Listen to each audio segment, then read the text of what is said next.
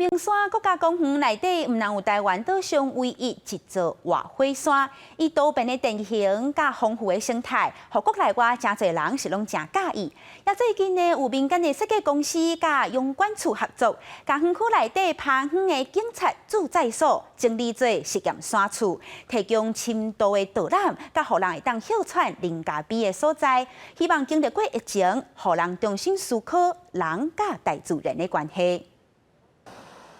对阳明山小杨溪服务站起来到阳金公路上关点，这间红色厝体就是阳明山实验山厝。入来山厝就披着以大屯山火山地质为概念行的咖啡，一场新的阳明山山拿体验已经渐渐开始。阳明山人讲是草山嘛，真正是真水。但是一个所在会当互爬山的人伫家了后。 会当啉一个咖啡，休困一下，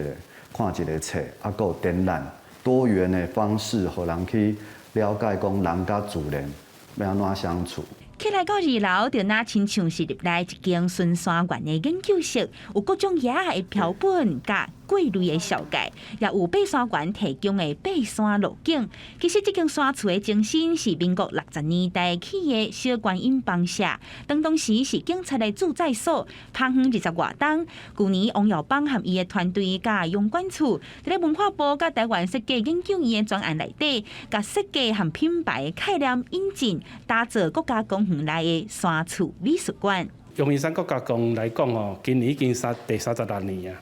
所以我嘛是希望讲咱会使提供一寡较未来较符合这个设计感这个服务的方式。阮未来嘛开发，比如说阮带人去看暗时的草山是啥物，会发生啥物代志，有昆虫啊。 有这夜行性动物。山厝对8月份开放山顶有浴导览，逐礼拜平均200-300位民众登记，有登山客骑铁马，也有专工起来看册的大人甲囡仔。经历疫情，民众更较挖紧大自然。阳明山国家公园也望山厝成做园区内其他游客中心的示范点，发展出更较有品质的山拿体验。